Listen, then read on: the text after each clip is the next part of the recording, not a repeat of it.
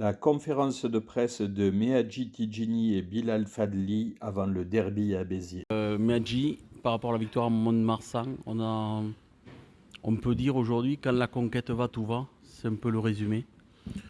Oui, on peut parler de la conquête et dire que quand on est mieux en conquête, on gagne les matchs. C'est sûr que c'est toujours plus facile.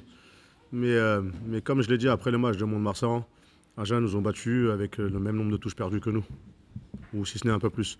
Donc non, je dirais que quand tu mets tes occasions au fond, c'est plus simple. Et quand ta conquête fonctionne comme il faut, tu as plus d'occasions pour les mettre au fond. Bilal, bonjour. J'avais fait un portrait sur toi au début de la saison et je disais, est-ce que c'est l'année de Bilal Fadli cette saison? On prend un peu les statistiques aujourd'hui. Je crois que tu es à 3 matchs, 3 fois titulaire.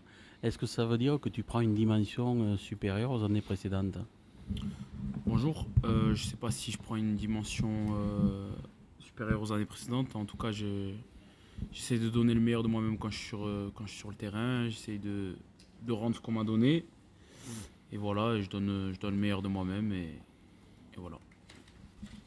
Bilal, à la veille d'un derby, est-ce une excitation particulière pour toi ou est-ce un match comme tous les autres? Non, moi, c'est un match comme tous les autres. Je me donne à 200% à chaque match. Voilà, on sait que Béziers, c'est une équipe qui joue le haut tableau ces dernières saisons. C'est une grosse écurie. Après, nous, on se focalise sur nous. On essaie de progresser match après match. Et voilà. Alors, je continue les statistiques un petit peu, hein. Alors, si on regarde, tu avais 43 plaquages réussis, le deuxième meilleur marqueur de l'USOC, derrière Ferdinand Reno qui a 46, mais avec un match en plus. Alors, je continue, deux offloads, hein.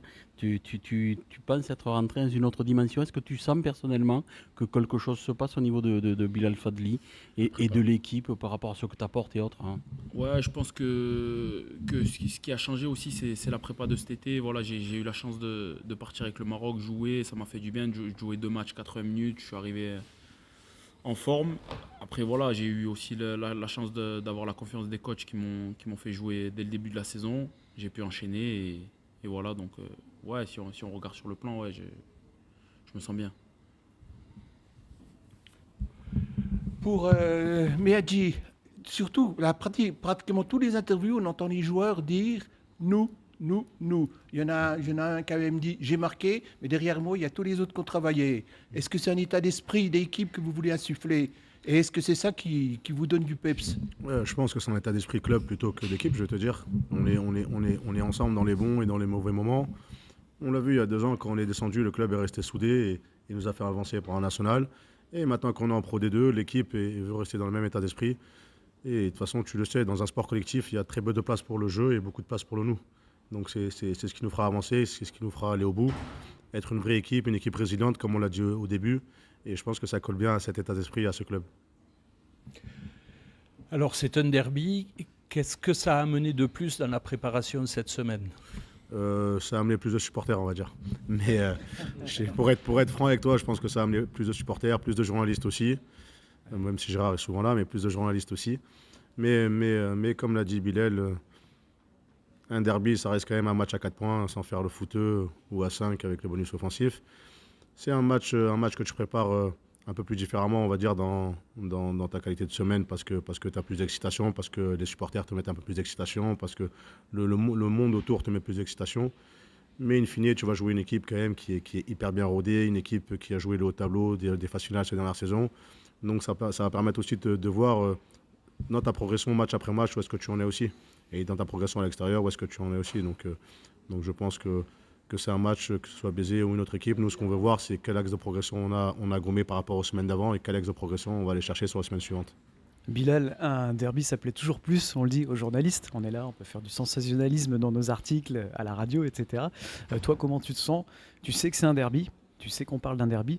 Est-ce que tu sens plus de pression ou tu effaces ça complètement de ton cerveau et tu fonces? Non, pour moi, que ce soit un derby ou pas, je le joue pareil. Comme je l'ai dit, moi, mes matchs, je les joue à 200%. Que ce soit un derby, un match à la maison, à l'extérieur, les matchs, je les joue tous pareil. Donc, oui, certes, il y aura plus de supporters, comme on a dit, plus de journalistes. On va essayer de rendre fiers nos supporters et on va donner tout comme on fait depuis le début de la saison. Bilal, justement, on parlait de pression. Est-ce que ta situation actuelle dans le club, c'est-à-dire que tu es quand même un des éléments principaux pour le moment, est-ce que ça ne te met pas une pression supplémentaire? Non, je dirais pas que ça met une pression. Après, voilà, on a toujours cette pression de faire bonne impression vis-à-vis des coachs comme, quand ils t'alignent. Mais bon, non, une pression, non, je dirais que c'est de la bonne pression. Que voilà, quand je suis sur le terrain, il n'y a plus de pression. Je fais ce que j'ai à faire et voilà, j'essaye de rendre une bonne note et voilà. Je crois que c'est ton premier derby contre Béziers. Tu n'as jamais joué contre Béziers avec l'équipe 1, si? Si j'ai joué un match amical. D'accord, ouais, le match Béziers, amical ouais. en compétition, c'est Non, le j'ai premier. jamais joué. Est-ce que ça change quelque chose pour toi ou pas du tout? En plus, tu es girondin. Cette pression-là du derby, bon, c'est une derby pour les Carcassonnais, plus ou moins. Même si, bon, toi, en tant que compétiteur, tu aimerais bien gagner, je suppose. Mais est-ce que ça change quelque chose en tant que joueur, le fait d'avoir peut-être de la pression des coéquipiers, des entraîneurs? Est-ce que pour toi, en tant que Girondin, tu perçois ce match particulier ou pas du tout? Après, oui, je suis girondin, mais ça fait quand même 5 ans que je suis là. J'ai été formé ici, j'ai fait mes premières classes ici avec Magic et ici. Donc j'ai un peu de partie en moi qui est carcassonné. Donc moi, ce match, je vais le jouer comme un carcassonné et pas comme un girondin. Il a déjà vécu les derbys quand même. Il a vécu le derby avec Narbonne l'an dernier, donc c'est pas quelque chose qu'il connaît de maintenant. On va dire qu'il les connaît les derbys. Il les a vécus en espoir contre Narbonne et il les a vécus en première aussi. Miadji, vous sortez d'une très bonne performance à Mont-de-Marsan. Alors, je suis persuadé que tu ne vas pas nous dire l'objectif que vous êtes fixé en interne dans le vestiaire en termes de points. Mais est-ce que ça veut dire que vous cherchez plus qu'un point à Béziers ce week-end pour atteindre l'objectif que vous étiez fixé?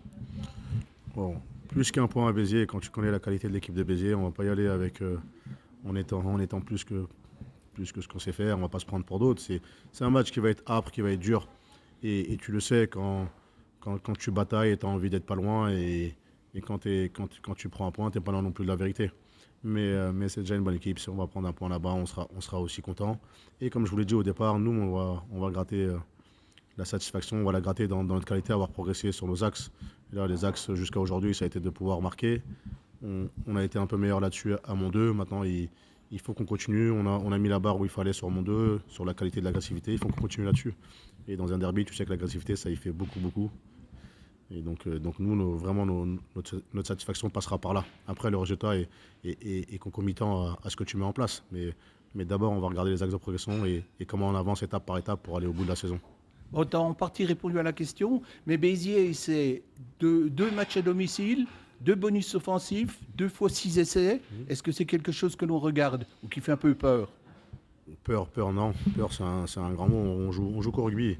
On joue qu'au rugby, ça reste du rugby. Quand on a fait la RPMA l'an dernier, il nous l'a bien dit. On a dit, oh, vous faites pas de guerre, vous faites que du rugby. Et je pense qu'il a raison. Ça fait peur à personne, rien ne fait peur. C'est une grosse équipe, je vous l'ai dit. Et c'est pas d'aujourd'hui, c'est pas les 12 essais qu'ils ont mis qui nous impressionnent, c'est le fait qu'ils aient joué quand même 2 fois les 6 premières places sur les 3 dernières saisons. Je pense que ça, c'est un peu plus impressionnant. Et quand tu vas à Béziers, tu sais que c'est une équipe qui veut jouer de suite le haut tableau, avec des investisseurs qui sont arrivés. Donc tu sais qu'ils veulent jouer autre chose que la Pro D2. Ils l'ont annoncé partout. Maintenant, je ne sais pas laquelle des 2 équipes a plus de pression. Ça, je ne sais pas. Après 6 essais, et tu le vois sur les derniers matchs, on a une équipe qui défend plutôt bien. Et ce qui nous manquait, c'était de scorer. On a scoré. Maintenant, quand tu vas à Béziers, si tu as une occasion, il faut la mettre au fond. Et quand je parle d'axe de progression, c'est celui-là. On n'aura pas 50 occasions. Si on a amené à en avoir une, il faut qu'on la mette au fond. Et si on arrive à faire douter cette grosse équipe de Béziers, ce sera une bonne chose pour nous. Bilal, Béziers est réputé pour son jeu d'avant. C'est vrai que derrière, c'est un peu plus discret. Bon, même s'il y a de la qualité, il y a des pattes. Hein. On s'attend à un gros combat au niveau des avants. Tu t'attends à quoi, toi? Bon, on joue au rugby comme Mémé l'a dit, donc on sait que le rugby ça passe d'abord devant, donc tous les week-ends on s'attend à un gros combat devant. Bon, on sait que Béziers, c'est vrai que ça joue beaucoup devant. Bon, pour moi ça change rien. Tous les week-ends c'est le jeu de devant, après derrière ils savent jouer, on sait défendre et voilà. Alors, tu as été de la première grosse victoire de Carcassonne contre Oyonnax, qui est quand même réputé de la division, hein, qui a joué en top 14, etc. La seconde victoire de Carcassonne, c'était à l'extérieur, c'était à Mont-de-Marsan, tu n'y étais pas. Quand tu ne faisais pas partie des 23, qu'est-ce qu'on se dit quand on regarde la télé? On se dit merde, il faut que je regagne ma place. Hein. Non, on se dit pas merde parce que on a un très bon groupe, on a des concurrences saines. Donc moi j'étais très content pour eux déjà qu'ils gagnent, très content pour le groupe parce qu'on a un groupe qui vit très bien quand même. Donc non, on se dit pas merde, on se dit que voilà, c'est très bien pour le groupe et qu'il faut continuer à bosser. Alors, je me rappelle lors de l'interview que je t'avais fait là, en début de saison, tu parlais beaucoup du groupe. Je rejoins un petit peu Daniel qui disait que beaucoup de joueurs parlent de nous. Toi aussi, tu parlais beaucoup du groupe. Hein. Ton cas personnel t'intéressait un peu moins si tu le faisais passer au second plan. Est-ce que c'est nouveau ça aussi? Ou est-ce que c'est le collectif qui prime avant tout? Non, pour nous, c'est quand même le collectif qui prime avant tout. Après, bien sûr qu'on regarde, on regarde notre prestation après les matchs, mais pour moi, d'abord, je regarde la prestation collective et ensuite ma prestation à moi. Alors, Bilal, tu es troisième ligne L. On t'a vu souvent cette saison apparaître en équipe Fagnon. Au niveau de Béziers, il y a de grosses individualités à ce niveau-là, au niveau de la troisième ligne, au niveau des avants. Qu'est-ce qu'on se dit? On se dit que ça va être un match référence pour un jeune joueur. Match référent, je sais pas. En tout cas, je sais qu'ils ont de bons troisième lignes. Comme on a dit, Béziers, c'est une très bonne équipe qui joue le haut tableau, donc c'est pas anodin. Ils ont de très bons joueurs. Comme j'ai dit, je vais essayer de me donner comme à chaque match à 200% et on verra à la fin du match. Alors Béziers, c'est aussi une équipe où il y a d'anciens Carcassonnais, dont certains que tu as chapeautés très tôt. Est-ce que ça aussi, on en tient compte? On en tient compte, je vais te dire non, parce qu'ils sont en face. Après, c'est des mecs qu'on a vu grandir chez nous, qui vont avoir l'envie de faire un gros match contre leur ancien club et le club qui les a formés. Mais sur un match comme ça, peu importe le côté où les mecs sont, et même si on les a formés, ça reste quand même un combat des volontés. Et le combat des volontés, on est bien placé pour le savoir. Et on a le slogan qui va avec, être duré. Donc dans ce combat des volontés, il va falloir qu'on soit bon. Et tout à l'heure, tu lui parlais de collectif. C'est important parce que quand on parle de collectif, on parle quand tu es bon collectivement, tu as tout ce qui va individuellement qui va avec. Et on l'a bien vu avec le PSG sur Ousmane Dembélé. Il en a parlé très tôt, il a dit c'est toujours le collectif toute la saison. Et la fin d'année, il a gagné son ballon d'or. Donc quand tu es bon collectivement, généralement les individus en sortent grandis aussi. Alors, est-ce que Meadji va être ballon ovale cette saison? Si on pouvait avoir un ballon d'or, je pense que je le donnerais aux 45 mecs de l'équipe parce que la saison dernière n'était pas évidente. Et je pense que cette saison, sur les scénarios, par moments, ils ne sont pas évidents. Et quand il vous dit nous, c'est parce que nous, on se relève tous ensemble. Et les joueurs je l'ai dit la semaine dernière, basculent vite. Peu importe le scénario qui s'est passé le week-end d'avant, victoire ou défaite, ils basculent vite sur le match d'après. Et c'est ce qui s'est passé après Mont 2. Belle victoire à Mont 2, même si on sait que c'est une grosse écurie. On a de suite basculé sur Béziers parce que Mont 2, c'est du passé. Mont 2, c'est du passé. On l'a vu après Renax, que la victoire de Renax, c'était du passé aussi. Donc il faut avancer. Bilal, tu as fait le centre de formation de l'US Carcassonne. C'est compliqué la formation à Carcassonne quand même. On n'a pas eu des résultats mirobolants en espoir ou autre. Il faut creuser son trou. Toi, tu y es arrivé, tu es aujourd'hui en équipe Fagnon, tu es en Pro D2, tu as fait 3 matchs titulaires sur 3 matchs titulaires. Quand tu joues pas, ça veut dire que tu n'es même pas remplaçant, ça veut dire que tu es indispensable quand tu dois jouer. Est-ce que le fait que tu aies traversé justement cette période-là de centre de formation, qui est quand même assez compliqué, les jeunes, les espoirs, c'est un championnat qui est plus ou moins dévalorisé aujourd'hui, et dévalorisant, parce que personne s'en soucie, ça l'est davantage quand il y a un pool accession. Le fait d'arriver en Pro D2, après être passé par tous ces aléas-là, qu'est-ce qu'on se dit? On se dit, putain, j'ai les nerfs solides quand même, je suis pas mal. Dévalorisant, je sais pas, parce que moi, quand je regarde la formation carcassonnaise et les mecs qui sont sortis, il y a beaucoup de mecs en Pro D2 en top 14. Quand on regarde Nevers, par exemple, Petro, ou encore Toulon, Naro, pour moi, non, c'est pas dévalorisant de jouer en espoir parce qu'il y a beaucoup de mecs qui sortent de cette formation. Bien sûr, c'est dur, mais tu me diras, comme chaque club, tous les centres de formation sont durs. Bien sûr, on creuse son trou. Et moi, j'ai eu la chance d'avoir Meadji qui m'a beaucoup aidé, Momo, Ben Bout. Mais bon, voilà, je dirais pas dévalorisant. Et bien sûr, dans la vie, tout est dur. Donc bien sûr qu'il faut creuser son trou. Quand tu commences quelque chose, tu le commences à 100%. Pour moi, tu le finis.